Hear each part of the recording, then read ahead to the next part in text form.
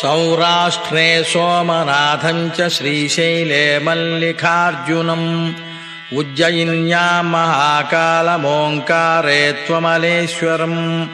परेल्यां वैद्यनाथं च डाकिन्यां भीमशङ्करम्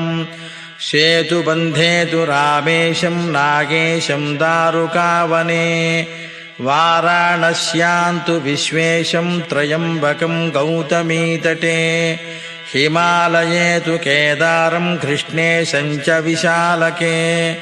एतानि ज्योतिर्लिङ्गानि सायं प्रातः पठेन्नरः